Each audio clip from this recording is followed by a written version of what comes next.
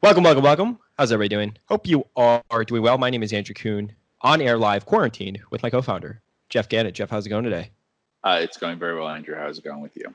It's going well. We hope it's going great for everybody else as well. Hey, if this is the first time you're tuning with us on YouTube, hit that subscribe button, thumbs this video up, bringing you 3 podcasts a week and then two other videos a week on YouTube. So if you want to follow along, be sure to hit that subscribe button. If you're listening to us on the podcast side of things, of course, a rating and review goes a very long way. So today, markets are closed, Jeff. It is Good Friday. I woke up today and I was like, are the markets halted today? I felt like it was just, obviously I knew they weren't, but it was just, I don't even know what day it is today. Friday, I guess. I don't even know. There's no more weekends anymore. What I do on the weekend is exactly what I do during the week. So I just feel like I lose track of the days, Jeff. In today's podcast, what we're going to be doing is we're actually going to be going over, there hasn't been too much news that came out today because obviously the markets are closed. So nothing really to report there. Markets ripped higher yesterday, Jeff. The Fed announced a new $2.7 trillion liquidity situation. They're going to flood the market. So they're entering into some more stimulus. Some interesting stuff happened yesterday. So Jeff, you watched my video and I thought it was funny, listening to, or that Saudis and Russia, they're coming to terms with a deal on cutting production, which will hopefully stabilize the price of oil.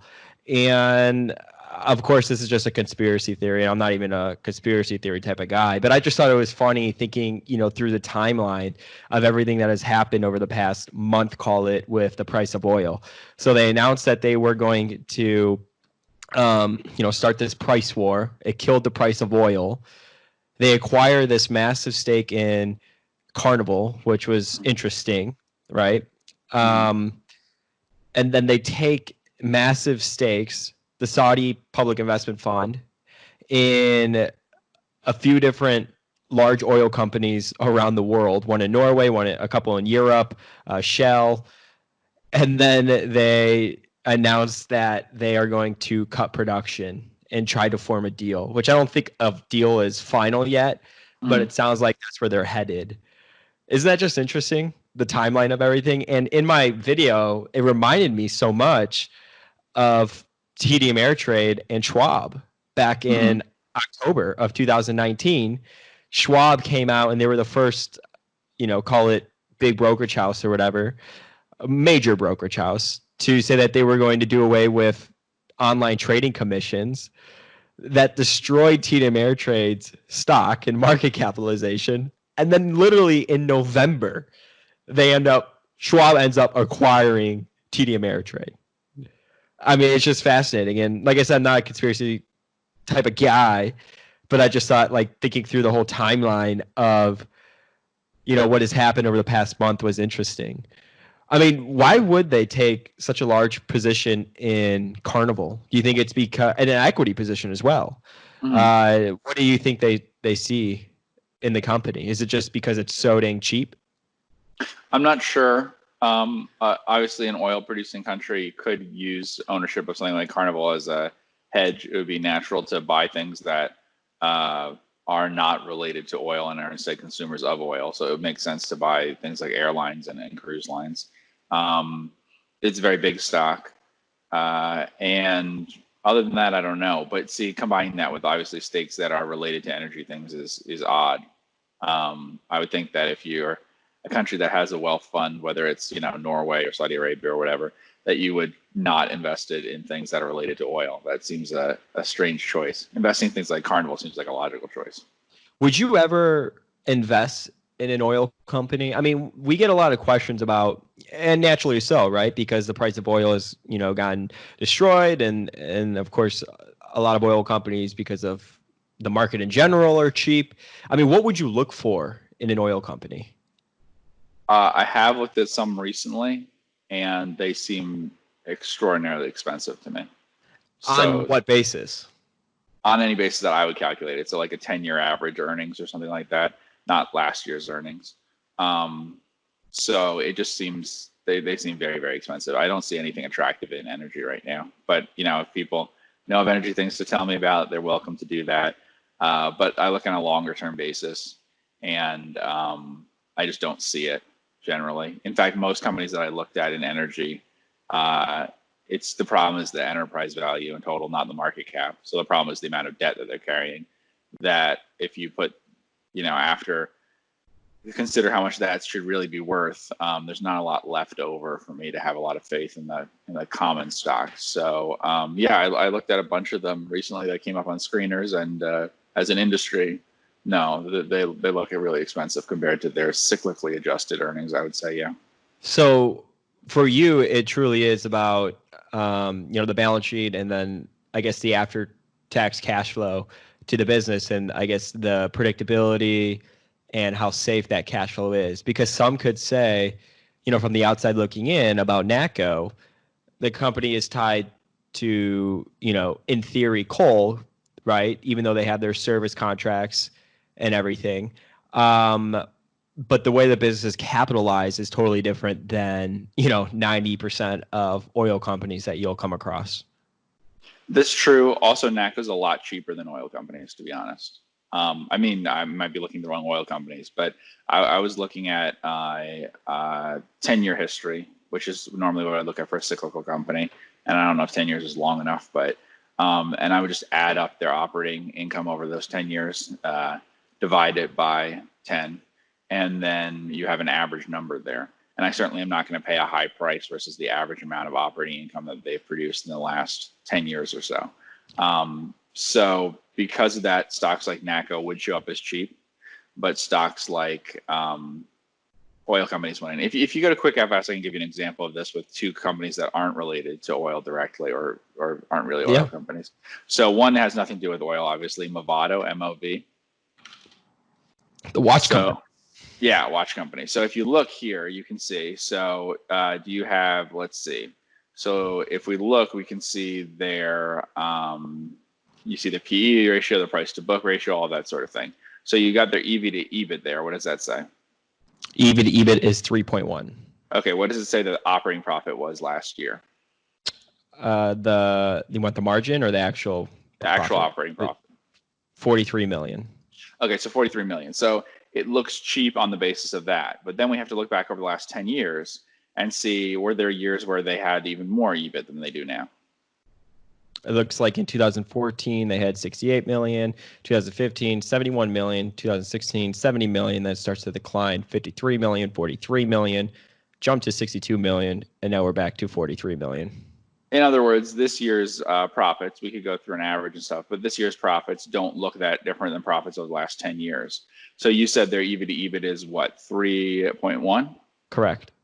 And then the actual average over the last 10 years, not adjusted for inflation, is something like 4.3 or something like that. So if we do that, we can see that they're still very cheap. And to give you some idea of why that's very cheap, it's an old Ben Graham type trick. If you think about it, a stock that has 4.3 times 10-year average EBIT, so the enterprise value is only 4 to 5 times the 10-year average EBIT. What that means is you could basically replace the capitalization of stock with debt, is the theory. So if we just do some math here quickly, let's take 100 and divide it by 4.3, which I said is the 10-year average EBIT. So if you do that for me now, what do you get? Pull up this calculator. 100 divided by 4.3, so everyone could see. Whoops, 100 divided by 23.25. All right, now I want you, so that's the earnings yield that you have. That's a 10-year average earnings yield you have on a pre-tax basis. Now you just divide that by, let's say, 3, and I'll explain why in a second. Okay, 7.75%. So it basically, you could replace the current capital structure of all stock with bonds yielding 7.75% and covered 3 times with their average interest coverage over the last 10 years. In other words, they've earned their interest 3 times on average over the last 10 years. And the way you can do that, if you now divide by 100, okay, you can see that that's the number that you get, which you can then multiply by the amount of the enterprise value they're paying by now. So let's just use the market cap. This company actually has stock as a cash, but the market cap here is what, 307? Yep. So you multiply that by 307. Okay. So you get a number that says something like you would need $24 million a year in interest if your bonds yielded 7.7%. Now, you don't really need that because they have cash, but what that's telling you is that you could basically replace the entire capital structure with debt, and what the debt is, which I just did for you. So you would have debt that could yield about 7.75% and be covered about 3 times based on the 10-year average. Now, there's obviously a year in there, 2011 or something, where they wouldn't have earned their interest at all, no matter how much debt they have. But on average, over a decade, you would have covered your interest reasonably well. So when you see something like that, and there are other companies that I could give you examples of, let's just do another one. We'll do Cooper Tire. I looked at this company before. Was it there we go, CTB. Okay. Okay. So again, we can look, what was their EBIT this past year? 183 million. Does it say their EV to EBIT is? EV to EBIT is 5.8. Okay. So then we just look at the last 10 years and ask, in general, has their EBIT been higher or lower than this last year? Higher. Okay. So if their EBIT has been higher, and we could get the exact number, but I believe the exact number is that they're trading at 3.4 times their 10-year average EV to EBIT. So again, if we do 100 divided by 3.4. How are you getting this 3.4 number? Just so for people that's EV listening. to EBIT. That's the 10-year average EV to EBIT ratio. Okay. Okay. So it's actually higher than that because you did 3.8. But oh, my bad. I'll redo it. And then there you go. So you now divide that by 3. And again, I'm just using 3 as a number that you'd like bonds to be covered, their interest to be covered that many times over a 10-year average. So you get 9.8%. So again, in this case, if you just use the exact enterprise value of today, you could issue bonds that yield 9.8% to replace the stock portion of the capital structure. And those would be covered about 3 times on average over a 10-year period. Now, you could argue about whether 3 times coverage over 10-year average is sufficient or not. It depends on the company, but that's usually more of what you would have for something yielding less than that much in today's amount, in today's bond market. So some of these companies would be small, like Movado and stuff. I think potentially too small to actually interest people in bonds like that. But you're getting numbers where you could have bonds yielding 8, 9, 10% to replace all the stock. So when that happens, according to these kinds of rules of thumb, right, that suggests to you the kinds of things that we saw in certain decades where you had leverage buyouts and stuff. What it says basically is that if you have a stock that's cheap enough versus the long-term past, that actually people would buy bonds to replace the stock, you should buy the stock. And the reason why you should buy the stock, if the capital structure could instead be replaced with bonds, is that stock with no bonds ahead of it is always more attractive than bonds because you have the upside. So your protection is at these companies is at the level that you have that bondholders would normally get because they're so cheap. But your upside is that if things get better, you'd make a lot more money. These theoretical bonds that you'd be issuing at 8, 9, 10% yields can only ever return 8, 9, or 10% plus their principal back, whereas stock can get infinitely more valuable. So, and there's lots of companies like this. We'll do another one that just looked at recently. We talked about this company, but I didn't like it at a higher price, which is Crown Crafts. So this is a very small company, so you couldn't really issue bonds because there wouldn't be a market for something in a stock this small. But you look again at the 10-year EBIT and things like that. So what was last year's EBIT? Last year's EBIT was 7 million. Okay, and they say the EV to EBIT now is what, under 6? Yeah, 5.7. Right, but then we look at the 10-year average of the past, and has it often been close to the number that it is now? Yeah, the average just from eyeing it probably is like 7 or 8 million. Right, and so I think the 10-year average EV to EBIT would be, so that's enterprise value divided by the 10-year average EBIT would be in the 6 point something range. We don't have to do the exact calculation on this. This is just another example. This company is a pretty simple one. Honestly, Cooper Tire is a pretty simple one. Movado is a pretty simple one. This company does a lot of selling of baby stuff through Walmart. Walmart's their big customer, and they source it all from Asia and stuff like that. They're a really big market share, although I don't think they have a lot of bargaining power. But now if we go and we put in the names of some oil companies, for instance, let's put in ExxonMobil, right? That's the one everyone knows. Mm-hmm. So let's look at what their EV to EBIT is, right? What is it? Yes. So their EV to EBIT currently is 16 times. Last year's operating profit was 11.6 billion, Okay. and it looks like that's been declining. In 2010, it was 40.1, then 54.1, and then it's kind of been declining from there. Okay. So what you could do is the same sort of calculation. You could add up the average of all of those sorts of things, and I haven't done that here for you. But if you look, so the That was my EBIT. coffee. We're good. All right. So the EBIT on a long-term basis could be that it could be higher. So let's just take what's their best year of EBIT. Best year of EBIT looks like it was 54 billion, 54.1 billion. Okay, so take 54.1 billion. Okay. And what's this year's EBIT? This year's, oops, can't type. This year's EBIT is 11.6 billion. Okay, and divided by 11.6. Okay, so that's 4.65 times. So their EBIT is about 16, right? And you divide by 4.65, you'll realize that you'll get a low number. So you'll get a number that's down in the, you can do that. So it's 16.2 divided by 4.65. All right, so you get a number of 3 point, right. So you get a number there, and to put that in perspective, right, that number for the record number, so if you assume that that ExxonMobil's best year of EBIT, which was what year did you say? 54.1 billion. What year was it in, like, in 2011. years? Okay, so 2011, if you take that year and assume that every year from now on will be like that year, all right, you get a price on it, which is the same as Cooper Tire if we assume that the average of the last 10 years will be what they earn in the future. So in other words, they're just expensive. They're assuming that the best every year that you had, we could look up what oil prices were then. They weren't low. The best every year they had, you're pricing, these companies are being priced as if that is normal when compared to something like Cooper Tire, something which is saying that a 10-year cycle, the average of that is normal. They're just the price that's baked into them is very expensive when compared to stocks like the ones that we just pointed out.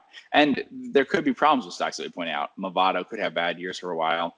A tire company could have bad years for a while. I don't know that they'll have as bad years as the oil companies are about to have, but and that's just if you go to lots of different oil companies, the same thing. And some of them, it was stunning to me because really they don't look cheap on any year except for very, very recently. So on any sort of long-term average, they look expensive. So I just think that in general, I'm not seeing a lot of value stocks among oil companies. When I screen and look for things and stuff like that, they're not showing up the same way that you're seeing value stocks in watch companies, in all sorts of basic different kinds of industries, like we just did tires and things like that. So they just don't look like very good Ben Graham type values. They might be okay businesses, but that's sort of based on the idea of what you think about the long-term economics of oil, the position of these companies and things like that. On a quantitative basis, I'm just not seeing their attractive value stocks yet. They seem very expensive still. So we've gotten a few emails from people asking if we're moving up the capital structure, maybe to like looking at like preferred stock or even bonds. How would you think about analyzing like a preferred stock situation, and then we could go on to bonds after that? Yeah, so I don't think that we are. Sometimes there are things that are attracted that way. I mentioned a preferred stock. I didn't say what company it was, but there was a preferred stock that I should have bought and didn't, and it's gotten more expensive since then. It was unusual in that it had better, it was much better protected and everything except contractually than bonds normally are. And yet it was trading at a much, much higher yield to the worst case scenario that could happen in terms of when it would be called and stuff like that. So generally it would take longer for it to be called. It was better covered than bonds normally would be and things like that. And so it was attractive. Most preferred stock is not very attractive. I just reread the Intelligent Investor recently, and Graham goes on for a while talking about how almost all preferred stock is worse. It's just that the price can sometimes be better, but as a security form, it's bad. And I would agree with that. Like the worst kind, which people like to buy a lot, are the bank preferred stocks. And there's reasons why they buy them. They think that they're safe because of too big to fail type stuff. But they generally have not very good yields, and your only protection really is that the company might want to pay dividends on the common. So generally, the only protection that preferreds have is that they're that you can't pay dividends on the common stock until you pay dividends on the preferred stock. So if you find a company where you think they're always going to want to pay dividends on the common stock, most likely that'd be a REIT or something like that, then you're protected in the sense that they'll pay dividends on the preferred stock first. The problems with most preferred stocks that I would look at that might be attractive are one, they can be called too soon. So that's a major problem. So that stock, that preferred I was looking at was more attractive because it was more than 5 or 6 years or so before it could possibly be called. And two, many of them are not cumulative preferred stocks. And that means that if they pass paying dividends on the common stock for a while, they can stop paying dividends on their preferred stock, and banks may do this. And then you will never get those dividends back. They don't add up the arrears that they have to cover. So you generally would want cumulative preferred stock that can't be called for a while and that otherwise looks as safe as a bond. So the same things you would look for in a bond. This sort of thing that we just talked about here with these companies is one of the things I would look for, which is on average earning large amounts relative to likely interest payments over that time. So just a history, minimum coverage of it is good too, but a history of earning plenty versus any interest that they would have to pay on that. And then there are other things too that you could look for. I think in general, there was a moment, I don't know if it's over, where a few weeks ago, there was some preferred stock that was attractive. And certainly I think there were some junk bonds that were attractive. But in general, I think that no, that's not the most attractive part of the market right now. I think the most attractive part is very small value stocks. So the kinds of, these were not as small versions, but the things we mentioned like Crown Crafts, Movado, Cooper Tire, those things are much more attractive, I think, than buying bonds or preferred stock. I think that micro cap value or small cap value, or whatever you want to call it, is the most attractive right now. I was looking at NetNet recently. We might buy NetNet soon. NetNets would be a very attractive thing to buy about now. And they're starting to appear for the first time. So things like that, things like what we talked about here, things that meet the usual standards of Ben Graham type purchasing things. I mean, if we go back, let's just go to Movado or something so I can give you an idea of what I mean. Yeah, love it. Okay. So let's just look at some of the ratios here, right? So you have enterprise value and you have PE both. If you look, most of them are low. They're on the left-hand side. They're generally just across the board pretty attractive. Like you're paying less than book value for something in many cases. You're paying fairly low multiples of sales. So like what's their long-term pre-tax income average, which is EBIT percentage. You can see that in the 10-year median margins. You can also see the free cash flow number. So those are 8.5. Okay, so those are in the high single digits, right?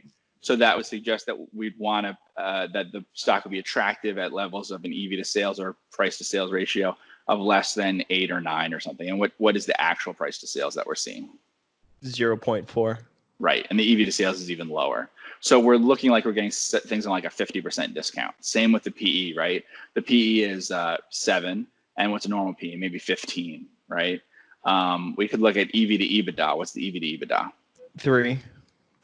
And what would a normal EV to EBITDA be? Probably 3 times that. So we're getting constantly all these signs on Movado, which will be very out of favor for a while. People aren't going to want to buy watches and stuff, that this is selling at 2/3 to 1/3 of what it should normally be worth. We could look at Yeah, go ahead. I was going to say, but does a company like this deserve a market multiple? Because I have followed this company for a very long time, and I think it's always traded in this area. It's always been quote unquote statistically cheap, and it hasn't really, I don't think it's done anything. Yeah, I mean, you even look at a 5-year chart, it's terrible. And even a 10-year chart, let's see, 10-year chart, it looked like it was up in the 40s. And, oh, well, never mind. That was in 2018, so that wasn't that long ago. Yeah, and if we look at the bottom of 2009, it was a net. So I don't know if you get the exact price on that, but I remember it being net. So yeah, what was the price? $6.37. Right, and then go forward about 7 years or so to 2012, or 5 years, let's say, go to 2014, whichever works for you. So it's up to the 40s. Yeah, so that's the kind of recovery that you can get in a stock coming out of something like this. You see what happened to it this time. Same thing could happen as what happened back in 2000, whatever. So you can make it where it increases by that sort of amount. These are other stocks I mentioned too. Why don't you type in Haynes brand so we can get a chart on that? Yeah, but I want to ask you a question on this. So, but when investing in nets, do you think about it differently than you would in a business that, like, I don't know how to phrase it, but like, for example, is when you invest in a net, is that like a close your eyes and hold it forever type of investment, or is it more of like a flip in a way? It's more of like a flip. It doesn't have to be. It depends. I've done back testing of things, and generally nets over long periods of time don't perform worse than the median stock in a stock exchange. But that's because the median stock performs very badly.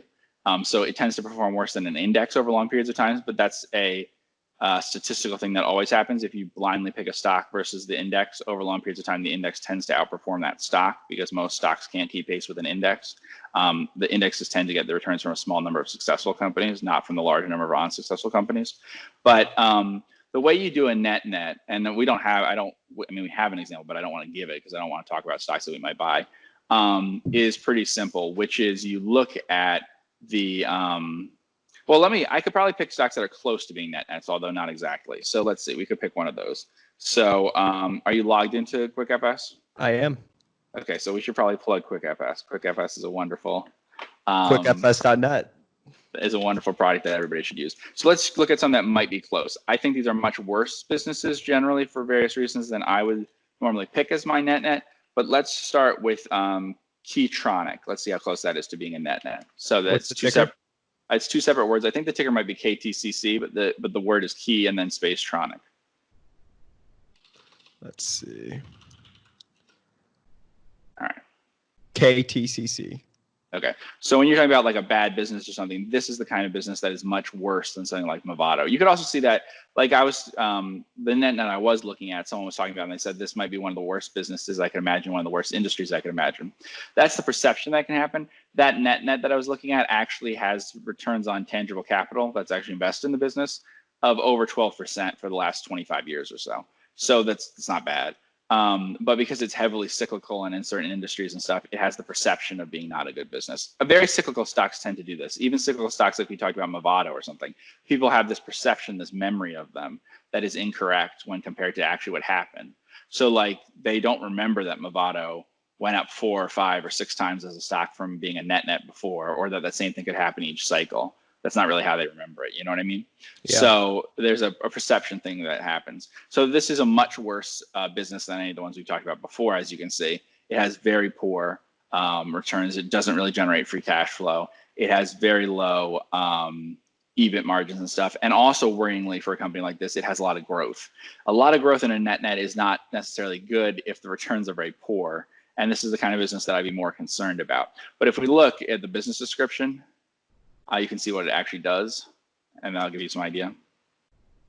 Provides electronic manufacturing services and solutions to original equipment manufacturers in the United States and internationally.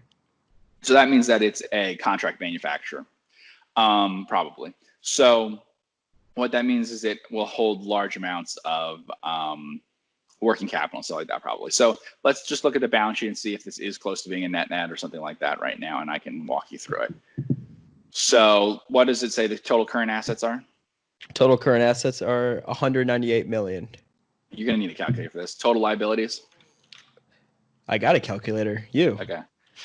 Total liabilities, $124 million.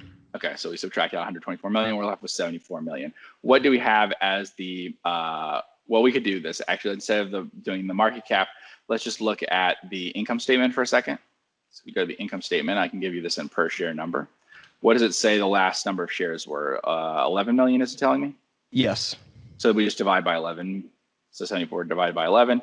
And that tells us net current asset value is $6.72. So how close is that to being a net? Let's look at the stock quote, the price today. $4.25. So that's a net. So $4.25 divided by 672. Correct. Divided by 4 divided by 6. 63%. 63. So there you go. It's 2/3 of net current asset value. So this is a Ben Graham net right now. Now we can look at the balance sheet and stuff like that, but already we know this is the kind of thing he's talking about. And these kinds of things bought at this price tend to have very high returns. All studies show they have 20% or better returns. Graham said that's what he thought they had. Buffett said that's what he thought they had by looking at their own files on how their partnerships did. Every study I'm aware of that's looked at things from the 1970s to today, that's done in the US, that's done in the UK, anywhere, plenty of peer review papers, all Buying a find basket of them? it is buying a basket, but to be honest, statistically, that can't matter that much. So the honest answer is that if it's business risk, which is your issue here, then buying 5 of them or buying 50 cannot possibly matter that much.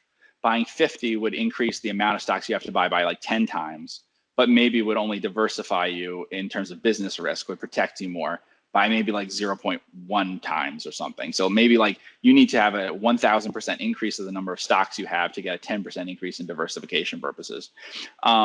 The reason that you'll be uncomfortable holding net nets and stuff, honestly, is market type stuff, not specific stock stuff. So everyone asks, do I have to diversify widely? I mean, statistically, not really. I know that it feels like you should, but the benefits of diversifying widely beyond about 5 stocks or so don't make a great deal of sense, and they add to your costs in a big way. They add to your costs in a big way for some of these companies because the companies are quite small. The big things to do is buy them and hold them for at least a year. So that will cut down on your costs. And then the other thing that you can do by doing that is you make sure that you get more of the upside, because the mistake that many people will make is they'll buy them and then sell them too quickly. If you only revisit the stock once every year, then that's pretty simple. So let's say you buy Keytronic. So Keytronic right now is, we're said trading at 63 cents on the dollar, so to speak, right? So you buy it today on April, in April of 2020. You hold it till May of 2021. And then you look at it, and if the stock is trading at net current asset value or above, which could either happen because net current assets have shrunk or the stock price has risen or both. If it's now above net current asset value, you sell it. If it's not, you hold it for a whole nother year. And the reason of using a whole year is so that you get a large benefit instead of selling too quickly, which many people do. Graham had an approach where he sold after a 50% move in the stock, which is another way of doing it.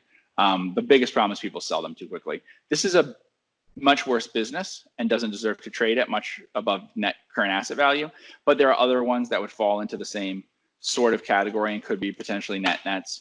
This is not necessarily a bad one, though, if we look at things like, can you look at like key ratios or something like that? Sure.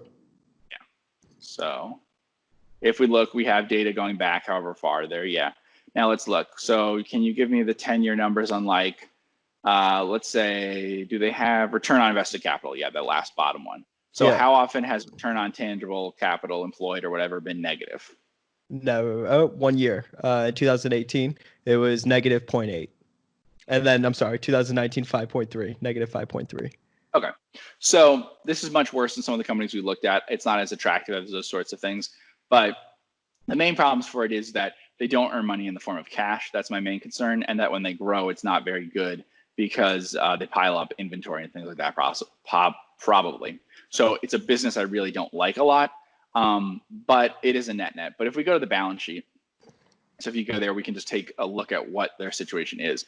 The big other thing I don't like about this business as compared to one I was looking at as a net is coverage ratios and stuff in terms of the balance sheet. So the one I was looking at, for instance, which I'm not naming here, it had about 1.6 times more cash on hand than it had total liabilities. That's very attractive. Let's compare the situation here. How much cash does it have on hand? Total cash, it looks like $1 million. And how much are total liabilities? Total liabilities, 124 million. See, I don't like that. So and they have 30 million in debt. Right. Yeah. But then what do we have in terms of accounts receivable? 81 million. Okay, so that's a little bit better. Then what do we have in terms of inventory? 100 million. Right. So it's mostly weighted towards inventory and stuff. The easiest way to think about a net, the way that I would think about it, is I just did the thing earlier where I showed you what would this be if it was replaced entirely with bonds, which is always a very, very good way to look at, is a stock super cheap? One of the first rules of is a stock super cheap is to say, can I replace the common stock with debt? If the answer to that is ever yes, that these bonds would look fine if I replace them that way, then the common stock is very attractive. The same rule applies to net nets, and that's what makes net nets attractive. Forget that you're a stock shareholder, a buyer of stock. Forget that.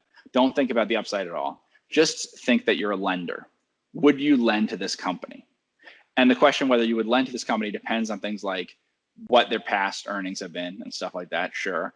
But it depends also on what kind of collateral they have and what form it is, and how liquid it is, and how much there is of it versus total liabilities. The number one thing with any net, any situation for, just any sort of situation for a bank or something, probably. So like a bank thing comes down to like a few different things, but let's talk about three obvious ones. So the number one thing if I'm lending to someone is, who am I lending to? What is their character, right? So like we talked about TransDigm and stuff, I wouldn't lend to TransDigm, but they did issue bonds at 8%, just around the same time we were recording our podcast talking about TransDigm, and they raised about $1 billion that way, right? So, but from what you heard me say about it, I wouldn't like the character situation at TransDigm. I wouldn't like their behavior, their risk taking. So if I don't like that, then don't lend to them. So same thing with a net. If you look and you say this could be a fraud, I really don't like what they're doing with their auditing situation, I think they're taking crazy risks, then you don't lend to them. And you think about it that way. So that's number one. Number two is, what are the cash flow situation? So the best way for debt to be protected, as long as you trust the people and stuff that you're lending to, is their cash flow. Are they generating cash flow over time? A business like this is one that worries me, because if you'll notice, cash flows are very poor. And the reason why cash flows are generally very poor is because they have to put a lot of it into working capital, right? So if you look at changes in working capital, right, when this business grows, the changes in working capital tend to be negative in a big way. So it's not very cash generative. It turns into a lot of inventory and stuff like that. So cash flows are not great here. And then the third thing that we look for is, if you have the right people that you'd want to lend to and you have the right cash flows that you'd want, you then, and I'd say only then, look at collateral. So like people who were lending to Carnival at 12% yield or whatever, were probably doing this. They were looking at the collateral, because Carnival has close to $30 billion in like ships and stuff at book value. And they probably only had about 10 billion or so in net liabilities total. So people were saying, oh, I'll give you $6 billion because I have so much collateral, right? So let's look at the balance sheet and we can talk about collateral here and what form it comes in. So the best collateral is cash, and we want it to be really high versus total liabilities. Well, it's not, it's very low. So then the second best form of collateral is receivables, right? And their receivables could be very good if they're contract manufacturing for big clients and stuff. It's good, but it's not great. We're not going to want to be lending just because of that. So we come down to the third one, which is inventory. And that's really what we need here. We have to be seeing enough, have enough faith in inventory and stuff to be excited about the business that way. So this is a net, but this is the kind of net that I'm least interested in buying. But it is trading at 2/3, and it could work as part of a basket. A lot of people would buy this one. I think they wouldn't have any trouble with it. I have some nets that some companies that I know are nets, and I'm trying to look at one that I would be okay with that way. We can do one. Okay, we can do one company here that I would not buy because of the first of my rules. But we'll type in MSN. And what's that first of your rule? My first rule was character, and we needed to MSN. We need to be Emerson Radio. Okay. Oops. So, but this will just give you an example of a net. And statistically, people might not like this one. I would steer clear of this one completely because of people involved with it I don't like. So, but let's put that aside. Let's just look at the balance sheet, right? Well, what don't you like about them? I'm not gonna get into that, but I would never lend to them, and I would never buy their stock.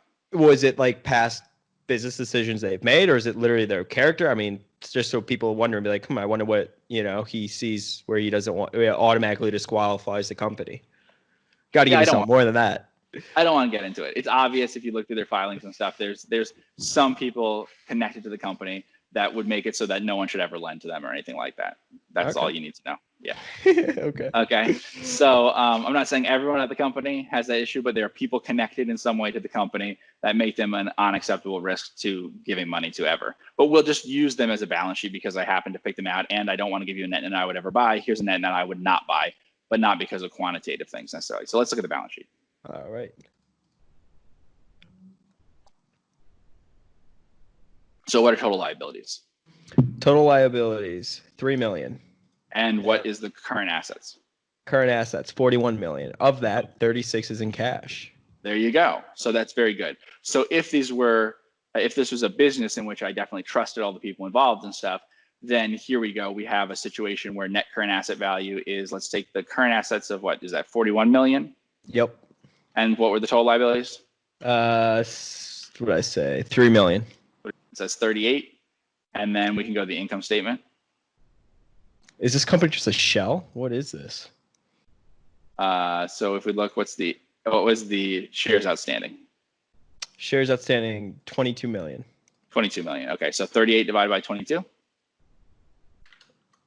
38 divided by 22, 1.72. Okay, and then we go back to the main page for the stock to get an idea of how cheap or expensive it is. What's the stock say it is at? 68 cents.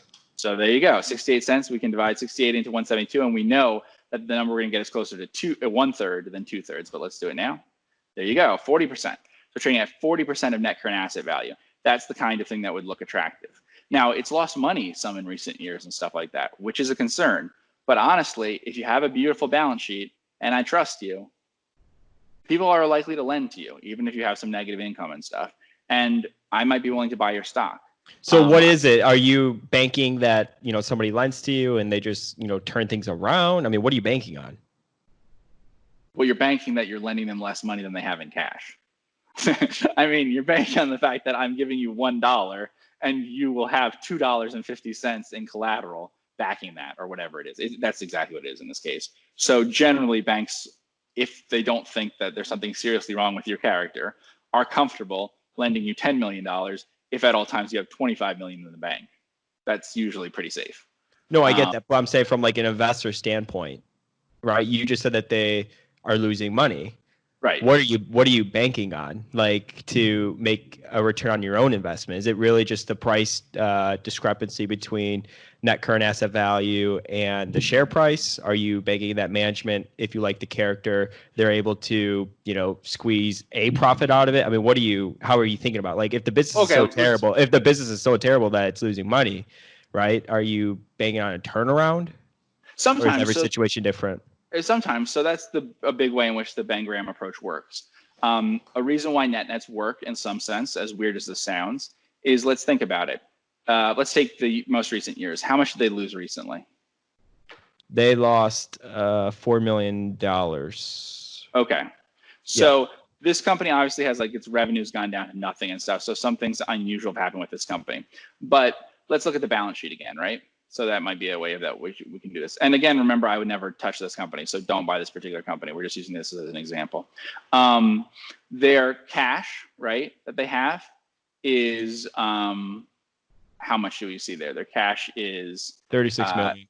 36 million. They have some liabilities. Let's say they liquidated, right? So let's say that they liquidated. They generally, probably inventories and accounts receivable and stuff could offset their liabilities. So all that cash is excess cash, right? So what do you want to say that it would cost to buy a private business right now? What do you think? Do you think you'd pay 10 times pre-tax earnings, 15 times, 5 times? What do you think? A private company? I don't know. Yeah. Less than 10, right? Okay, let's try 10. So they say, all right, we liquidate our business, we sell off. So the receivables and inventories turn to cash, they pay off the liabilities. We now have 36 million that we have to buy something. So we buy something for $36 million. We don't borrow or anything. And we buy a business that produces 3.6 million in EBIT. Okay. So 3.6 million in EBIT, and then let's take out a calculator. 3.6 million in EBIT. We then tax that at 0.7. We tax at 21%, so 0.79. So 3.6 times 0.79. All right. So that's what we have there. And then how many shares did we say that they have out? Was it 15? What was it? 22. 22. So we take that number, we divide by 22. All right. So we can go out and buy something that will produce after-tax earnings about 13 cents a share. What's the stock price? Let's go back to the overview. 68 cents. Right, 68 cents. So we're going to be paying, a little more than 5 times. What is that? 6 times? The profits here. So we can immediately, just by taking the cash, buy a private business that will put this thing at a PE of 5 or 6. right? And you could probably buy a private business that isn't shrinking, one that's growing a bit, one that's been consistently profitable, right? Don't you think someone would sell me a business producing 3 million in EBIT for 30 some million in a situation like this? Probably. So if this company, you really trusted them and they really had that cash, you can just invest in something else. And that's constantly the case with net type things, is that if they're earning bad returns, it's because they have capital tied up in something that isn't very attractive, you know? Now, many of these companies, I would say, are, some of them have problems, and so that I wouldn't buy them because they're not legitimate businesses right now. But we just gave examples of companies. I mean, Keytronic is a pretty legitimate company. It's not a great business and stuff. But if you look more, let's use Movado, because Movado turned into a net last cycle. So we don't know that it will this cycle. All right, it's way above net current asset value. So if we go to the balance sheet, though, we can see what net current asset value is. So current assets are what? 465 million. Total liabilities 317 million. So that's the problem. The total liabilities are kind of high versus current assets. But if we subtract one out from the other. And could you make, and I'm just going to play devil's advocate, right? Are you betting on the company's ability to, be good capital allocators? You know, because you're talking about them, rebuying or buying another business and stuff like that. No, so this is pretty simple. So what's the excess? 148 million, you said? Yeah. So the excess in Movado is all inventory. Inventory is carried at the lower of cost or realizable market value, right? So the stock is much more expensive than that now. It would have to fall quite a lot to get down to that price. But let's pretend for a second it was a net, which it is not. If it got down to that price, it's pretty simple, because we've looked at watch companies that have done this before. Their inventory will turn into cash, right? And the other thing that happens is that you have mean reversion, because if you turn some of your capital into cash, you sell off your inventory and don't replace it, then one, you produce cash on that, but two, you reduce the amount of assets that you have, and so your returns on capital generally go up. A lot of these businesses are cyclical. Some of them don't have very good returns on capital, but their returns are likely to improve. You compare that to the reverse case. Let's put in ExxonMobil and see why something like nets will outperform something like ExxonMobil. So what's their return on an invested capital, right? So the return on invested capital used to be high, right? If we look down at the bottom there, and people used to think it was good, right? And so in 2014 or something, people could have paid high multiples for this stock, right? But then what happened? Yeah, it contracted. And not only did it contracted to levels. This is supposed to be a blue chip oil company, right? It's one of the biggest, safest companies around. It's only earning returns on capital that are like those earned by nets, right? And not only that, but that's before you have a huge decline in oil prices now. So here's a blue chip type company, and its returns on capital aren't going to look any better than a net. But you're paying an absurdly high price versus what you would pay for a net, right? So that's the concern that you have. I would prefer, when buying nets and things, to have things that have been earning consistently in the past and all of that kind of stuff. There's only very few nets right now that are that attractive. We look at things that are just 2/3 of net current asset value or less, which is the Ben Graham approach. Most people argue against buying them. However, as a strategy, they'll outperform anything else that you could think of. There's no investing strategy that's as well proven as nets. None has ever held up as well. There's nothing that's as logically supported by what you're doing. And there's nothing that's been as proven in countless papers around the world and stuff. And more than that, there's nothing that's an actual strategy that people have used and had success with very consistently. Ben Graham bought nets, Warren Buffett bought nets, I bought nets. For all the people I just mentioned, the nets were some of their best returns of their careers. So it is very easy thing to practice. There are concerns that I've had when talking to people about nets because of some of the things they focus on. So people tend to pick the frauds. People tend to pick the biotech companies and things like that, and some other weird stuff that I would suggest not doing. Now, in a very diversified basket, if you held them long enough, the payoffs from those could be so big. We'll give an example here that is a current net. Okay, so type in Tandy Leather Factory, TLF. This is a true net, I believe, as of today. Let's see. We don't have the latest balance sheet from them still. We're waiting on that. So what's the price? $3.64. So that could be more than a net right now. I would say, I mean, it is a net, but it could be more than 2/3. I think 2/3 of net current asset value as of their last balance sheet was like $3.22 or something like that. But their balance sheet could have more net current assets now than we thought. So this one is very typical of the one that would be kind of very attractive. What you see here is that the long-term average, right? So let's take, again, EV to EBIT or something. You have an EV to EBIT of like 5. But what is that EBIT? The last year's EBIT was what? 4 million. And what year was lower than that in the last 10 years? None. So in the example of ExxonMobil, why I said not a cheap stock is that you'd be paying 3-4 times the best EBIT they had in the last 10 years. Here's Tandy. You can pay about the same amount of EV to EBIT for their worst year. Would you rather pay for the best year of ExxonMobil or the worst for Tandy? I mean, history tells us the worst for Tandy is a way better bet than the best for ExxonMobil. But a lot of people could say that Tandy is a dying business, like a melting ice cube, and Exxon isn't. Well, I think Exxon's going to melt a lot faster, a lot sooner than Tandy right now. I mean, look at the return on invested capital. Who's had better return on invested capital over a full cycle, ExxonMobil or Tandy? Exxon had some good years, but Tandy looks more predictable, more stable. Yeah. So I'm not saying that Tandy necessarily will be a better business than ExxonMobil. There are reasons why people pay a ton for ExxonMobil, not for Tandy. Yeah. I'm saying that people's perceptions are out of whack. Their perceptions are of safety and security and good returns in ExxonMobil.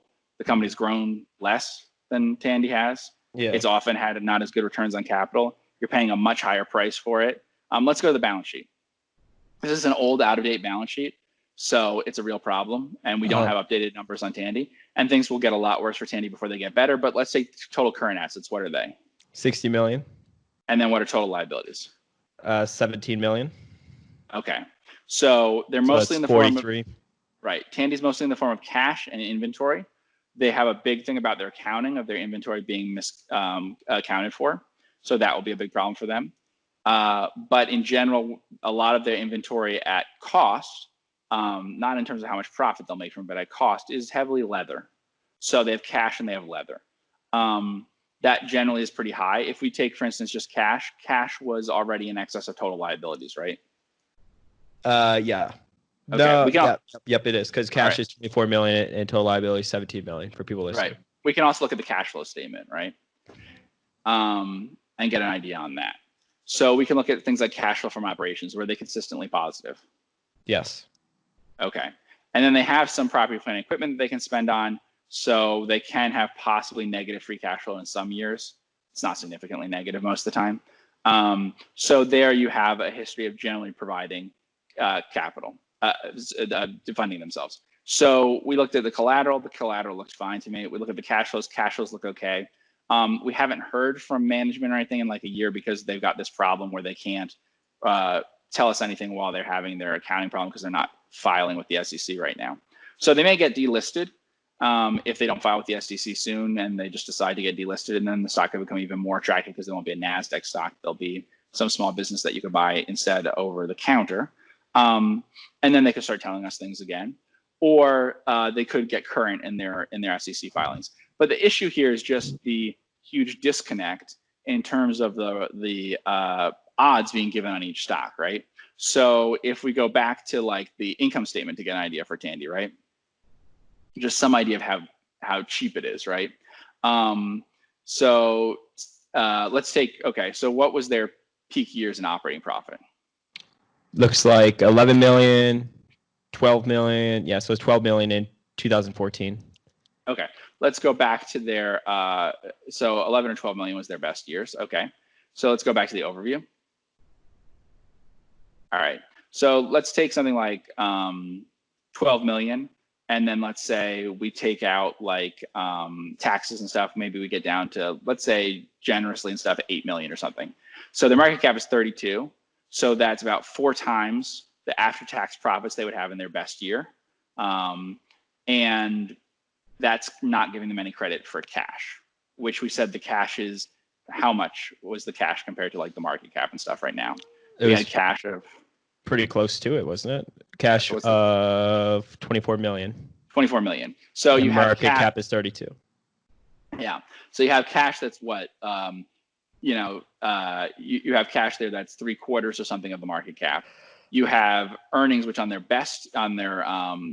worst year, let's say, their worst year was this past year, you're less than 10 times pre-tax, right? You're at, what is that, 8 times pre-tax or something. So you're like 8 times pre-tax of your worst year. You're less than 3 times pre-tax of your best year. Plus you have cash. What if something happens to cash? Well, you had a lot of earnings in the past. So if earnings recover, then you're well situated. What if earnings don't recover? Well, if earnings don't recover, a lot of the inventory will turn into cash and slowly wind down the business. A lot of things would happen where you could be well protected in terms of the market cap. As opposed to that, let's look at something like ExxonMobil, right? So if we go to ExxonMobil, to give an idea of a company that's not protected by these sorts of things, you have one form of protection in ExxonMobil: earnings. Your only hope is earnings, because if we look at the balance sheet, we can see that, what's their current asset situation? 50 billion. Okay, what's their total liabilities? 163 billion. Right. So no protection there. They have some assets and stuff, but their assets are all stuff that produces oil. So, they're using it to produce their earnings. It's not idle stuff like cash. So if we go back to the income statement then, or to the cash flows, either one that you want. In cash flows, okay, we'll do cash flows. All right. We can see what the cash flow from operations were historically. So what was their worst year of cash flow from operations? Looks like it was 2019 at 2016 at 22 billion. Best year of cash flows from operations. Say that one more time. Best year of cash flow from operations? Best year was 56 billion in 2012. Okay, now compared to Tandy, what do you think? Exxon producing cash flows from operations, do they have to use a lot to buy more assets, to explore, to do whatever else they have to do? No, it'd be Tandy. You think Tandy has to use more CapEx? No, I'm saying Tandy's a safer bet. It would be Exxon for sure that has to use more. Yeah. Yeah. So the cash flows from operations, you said at Exxon were what, 50 to 60 billion in 1 year? Yeah. Okay. So let's give them credit for that. Let's say that somehow they don't have to pay for any CapEx. Okay. So if we do that and say they don't have to pay for any CapEx, we can go to ExxonMobil again for their homepage. All right. And then what is their market cap? Market cap is 184 billion. Okay. But then how much is their debt? So we know that their debt is slightly higher because we can look at some other things. So their debt increases a little bit. So if we go back now to the overview, and we'll just give them credit as if they don't have debt, they have some net debt. We see that they're already, if we do that, their best year, they're trading at 3.5 times or so their best cash flow from operations, right? With Tandy, we said that they're trading at less than that, a little less than 3.5 times their best year of operating profit that they had. Operating profit is generally a more demanding measure than cash flow from operations. So you have a problem there that you're basically betting on Exxon is very cheap if like that best year is a likely thing. But if we just look here, their operating profit over time, they have some years that are really good. But what if it's more like the last 5 years than the first 5 years of the last decade, right? So like what's the range of operating profit they had in the last 5 years? Last 5 years, it looks like from 12 billion down to 2.7, up highest of 22 billion. Okay, so 22 billion. So 22 billion, if they have their best year of the last 5 years is their normal in the future, then the stock is reasonably priced, right? We're talking about as close to 10 times or something, 8 times, whatever, their EBIT of their best year of the last 5 years. On the other hand, if we look at Tandy, that's their price for their worst year. Mm-hmm. And that's not counting their cash. So ExxonMobil, you got no cash, nothing to protect you on that side. And you're saying the best year of their last 5 years will be their future. Tandy, you're saying, I've got tons of cash, but I don't even have to count that. The worst year of their last 5 years is what I can bet on as being sufficient to be 8 times EBIT or whatever like a normal company might trade at. So it's not that that ExxonMobil won't do as well as Tandy or something, but it's very hard to pick companies like that, like oil companies that people propose, at times where you can look for other companies like this and see, well, there's a lot more protection here that unless things go very wrong for them for a long time, I'm going to do okay. And with something like ExxonMobil, there's no margin of safety. There's no protection because you can't buy it on any basis on which the returns are anything but their better returns of the last decade. So you're just assuming that you have to have returns that are more in line with like the better years of their last 10 years and can't be anything like the worst years that they've had recently. Whereas there are companies that are like microcaps and stuff where you can buy them much more based on their worst years. And they don't have to be net nets. So Tandy, when they update their balance sheet, will probably be a net net. But Movado and Cooper Tire aren't net nets, but they're just priced way lower than what people are willing to pay for big companies and stuff. And that's why I say that the small cap value things, the micro cap value things are some of the most attractive, because we can find so many instances there of kinds of things that Ben Graham would buy. Whereas the big companies that people that have been popular with investors in the past have come down in price, maybe in line with the value type stocks, but they're just not that cheap. They're still pricing in outcomes that are on the better side of what they achieved the last 10 years. And for something like ExxonMobil, some of them are a little weird that way because, I mean, realistically, we've had the biggest decline ever in demand for oil. So you'd expect that for at least a while, your returns for oil companies are going to be a lot worse than anything you experienced in the last 10 years. And yet we can't even price in bad years in the last 10 as being acceptable. Whereas something like a net or something, you do factor that in. So of course, the reason why people don't buy things like Tandy and stuff, there's a few different reasons. But the reason why people don't buy net nets is one, like you said, they don't see a way to make money. I'd say that's the biggest reason why people don't do well in stocks, is that they want to know, how am I going to make my money? And when am I going to make my money? So they like a story, a catalyst of, okay, in 2 years, you'll make your money because this is what will happen. When in reality, it's a lot better to buy something where you have no idea how you'll make your money, and there's multiple avenues to how you might make it. So, okay, they might shut some things down. Okay, they might acquire something else. Okay, they might turn around the business successfully. I mean, if you look at Tandy and stuff, it's obviously producing way below what it was capable of earning in the past. So if you look at like gross profit is a good measure. What's gross profit at in 2018? 51 million. Okay, and when was it higher than that in the past? Never. Okay, so that's 52 million. Sorry about that. 52 million. 4 years before. So generally, if a company's gross profits are at peak type levels and its operating profits aren't, that tells you that you have an operational issue. And that means that someone can come in and try to turn it around. It could get worse, it could get better, but it generally tells you that the company is not operating as efficiently as it was a few years ago. Because gross profit is much more of a steady measure over time. And in fact, like statistically, looking at companies' gross profitability and assuming that's the normal part of it, using gross profits to predict future profits is generally more accurate than using operating profits. The reason why using operating profits aren't very accurate is because you saw the company managed to decline, what is that, from 13 to 4? So they managed to have a decline of like 75% or so, more than that, over 80% of their operating profit while having like no decline in gross profit. So basically they had their expenses keep rising while sales and things didn't. So if you come in and you try to turn those things around, there's internal stuff you can do to turn it around. So basically it's a turnaround stock, right? And same thing with return on invested capital. Return on invested capital now is poor. It was a lot better a few years ago. So a good example just for the net thing is, let's think about it. If we're buying at 2/3 of net current asset value, right?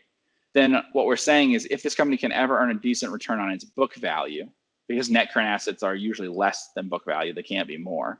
And if we're buying at 2/3, that means that we're probably buying at half or less of book a lot of times. Like if we look at Tandy, it's what, half of book, right? So if you're buying something at half of book, if that thing starts returning 10% a year or better, let's say, then you have a huge type return. In fact, in theory, you're getting okay returns at first, even if it's only earning half of half of what an acceptable return on invested capital is. So basically with something like this, you're just saying, can it get back to a 10% or better return on invested capital? If it can, then you bought something very cheap because you bought something at half of book value that's suddenly returning 10% or better, right? So that's how net notes work. And generally the problem that people see is they don't know how the business will turn around. And a lot of times they project into the futures things that have happened in the recent past. So they look and they say, oh, well, Tandy's been declining for 5 years, so I should get out of it. But if we go to let's go to ExxonMobil again as a really good example of this, of why you don't want to do this. So if you say, okay, Tandy's business has been getting worse for 5 years, I bet it'll keep getting worse. If we looked at ExxonMobil in the middle of the decade, let's say, their business had been improving for a while. Okay. I guess it'd been improving. There's not a lot of improvement over this 10 years for Exxon, but let's say that you're seeing returns that are pretty high and whatever. Then what you didn't count on is what happens in the 5 years following, where they suddenly have this big drop into those sorts of things. And it may be better if we used Cooper Tire as an example of this, because people might understand this better. So let's assume for this purpose that Cooper Tire is a cyclical company. ExxonMobil is a cyclical company. They have unstable returns on invested capital, things like that. And we look at Cooper Tire and we see that it's very cheap right now versus the long-term average, though not necessarily that cheap versus today's numbers, right? But if you take them both in, you can see that this is a lot cheaper, and you just assume that there's a great deal of fluctuation in their cyclical results. Whereas what can happen with a stock like ExxonMobil is people could become convinced that it's doing something that's not purely cyclical or something. So you're not betting on that kind of thing. Whereas in reality, the cyclicality of it. So you're not necessarily putting a low PE on a good year for them and vice versa, putting a high PE on a bad year. Whereas if you look at a lot of the numbers, they're not dramatically different really for the two companies. Both these companies haven't really grown. Return on invested capital over a full cycle, there's some bad years for Cooper Tire, but there's some bad years for Exxon. There's some pretty good years for them both too, you know? We don't have all that dramatically different numbers. I mean, if you look, I don't know. I mean, we could compare this on the 10-year median margins. So you see the return on equity, return on invested capital for Cooper Tire. That's what it looks like. If you go to ExxonMobil, we could compare it and get an idea. Oh, it's a pharmaceutical company. Yeah, big difference. I mean, ExxonMobil's are actually not quite as good. Yeah. Yeah. Cooper Tire is better. Yeah, but no one thinks that Cooper Tire is a better business than ExxonMobil. They don't think it even now. We can see the price of the two companies, but which might be true. I don't know, but it's a perception thing, because by the numbers, you're not seeing a lot of evidence that ExxonMobil is a much better business than Cooper Tire. But it's certainly perceived to be a much better business. And so I wouldn't want to buy Cooper Tire instead of ExxonMobil when they're at similar prices. But if they're at dramatically different prices, then that might be interesting.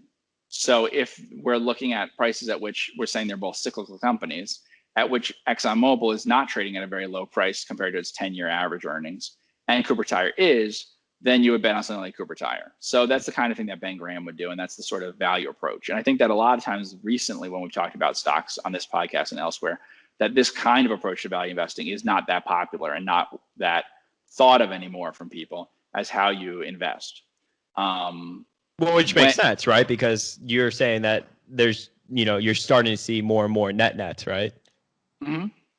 So, I mean, it's starting to come back, or because of the market, but there just aren't a lot of net nets, especially in the United States. Yep, that's true. So there are not a lot of net nets, but there's also just things that people aren't thinking. People are thinking more in terms of compounders and things, and less in terms of stocks that are just very cheap in terms of the odds on them, like handicapping them, right? So those sorts of things that you see, like we mentioned with Movado and Crown Crafts and all those, are just examples of lots of companies that are getting to points that are a lot cheaper. In the first stage of like a bear market or something, everything drops together. But in later stages, it's almost always the case that value type things that are unpopular will outperform these other things. So I would expect over time that the companies that we talked about today, companies like Movado and Cooper Tire and Crown Crafts and lots of other ones, any net nets, things like that, will outperform stocks like ExxonMobil for the next several years. That's normally what happens. And the kind of big popular stocks that were at higher prices tend to do worse.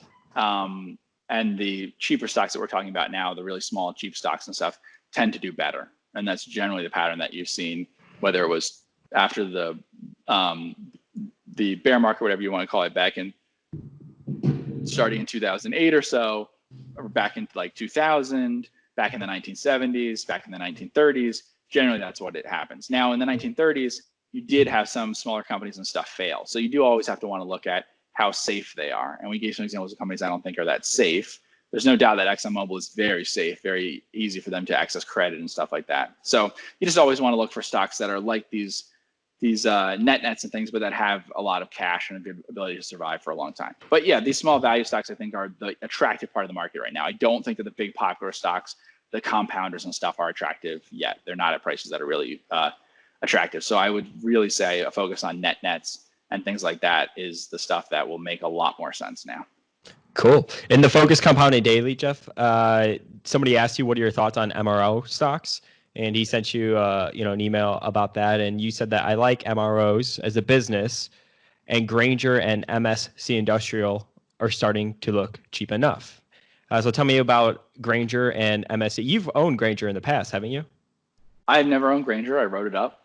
I liked some things about Granger. Often hasn't been that cheap. We could go to QuickFS to type them in and give an idea, so I can just show you what these companies are like. Right, add them up. I think they're sort of getting cheaper, but I think that they're generally pretty expensive. In fact, let's see, the stock may have done. Is this the right one? Just Real GWW. GWW. Let's see. Euro. There we go. Yeah. Okay.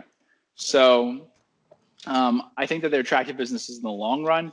I don't think that they're exceedingly cheap right now, and they're going to have trouble in a recession or something. But a few things. First, we can just look at them and see, on the one hand, this is a stock that deserves to be popular much more so than ExxonMobil. Okay.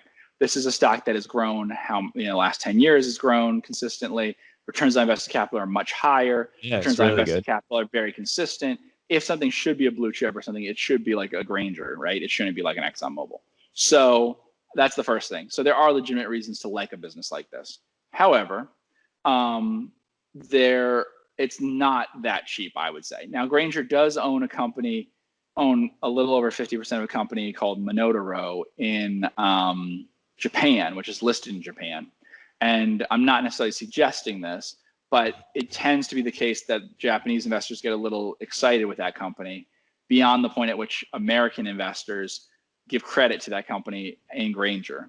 So it is true that you could figure out how much of the company's value really comes from that, and you could short that stock over there if that's easy to do. I don't know if it is easy to do. It gets to a very high PE. So generally, like the PE and stuff of that company is a little frothy compared to Granger, and you can kind of create Granger excluding that business at maybe a cheaper price probably. So I think that this in theory, you could get the stock for cheaper than what you're seeing. I wouldn't necessarily do that. I think that's a nerve-wracking experience because that's a pretty good business to be short. But so enterprise value to sales here is what, 1.5 it says? Yep. Okay. And then pre-tax income historically has been about 13%. So I think that we're still paying a little bit over 10 times pre-tax earnings. I think that that's high.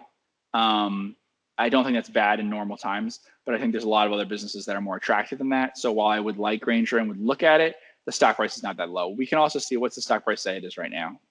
$279.87. So if you go to Focus Compounding, you'll see that I wrote up Granger actually. I wrote it up twice. On the one hand, you have a very long report that members can read. It's like a 10,000 word report.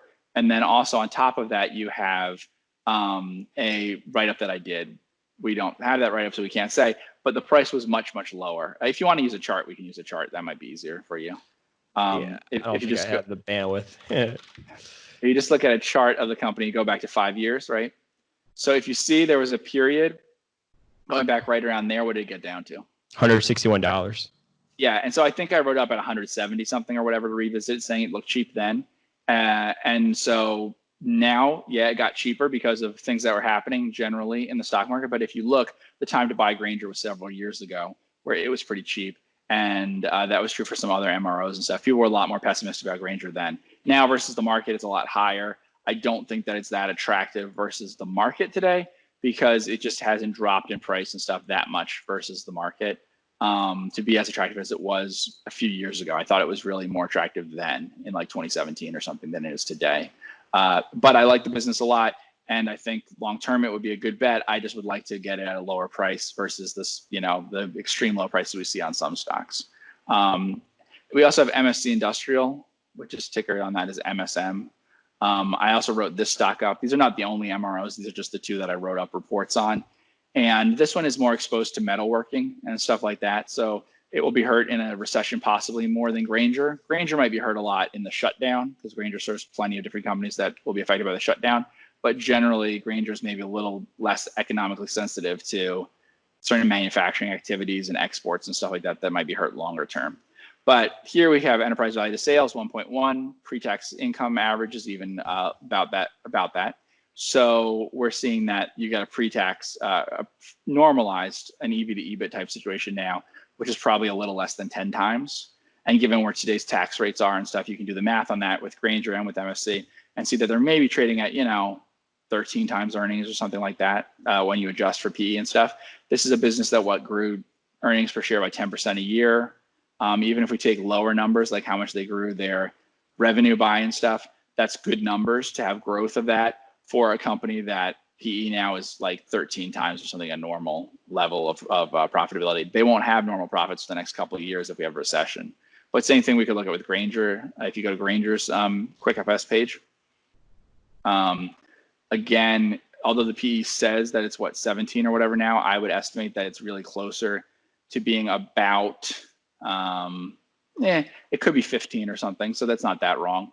So you're paying PEs of 13 to 15 times without leverage and stuff. They do actually use a little leverage for companies that have 10-year previous returns on growth in EPS of like 10% or something. So for growth stocks, these are really cheap. And you have really consistent earnings and stuff growth for them. So, if I was going to pay this much for something, if I was going to pay P's of 13, 14, 15 times, I would certainly want to pay it for Grainger and MSC Industrial and not for ExxonMobil. Mm-hmm. These are just much better businesses, much more predictable. Yeah, I agree. Grainger looks great from looking at the Quick FS as well. A lot better than Exxon. I mean, when you look at the return on equity and the return on invested capital. The biggest thing is probably if you just look at the earnings per share line and look across, because they also buy back their own stock. So in general, it's one of these companies that will, except for in extreme situations like we have a recession now, except for that, it's going to tend to have higher earnings per share each year. So you can be pretty comfortable in that sort of thing. This is the kind of company that Buffett would buy. Mm-hmm. Yeah. Cool. Well, if you want to get access to the Focus Compound Daily, join the email list at focuscompounding.com. It's for free, or you can follow my Twitter at Focus Compound. It gets tweeted out every single day when the market closes. I want to thank everybody so much for tuning in with Geoff and myself. We hope everybody has a good Friday and has a great Easter this Sunday. Thank you so much. We will see you on Monday. Have a great weekend. Take care.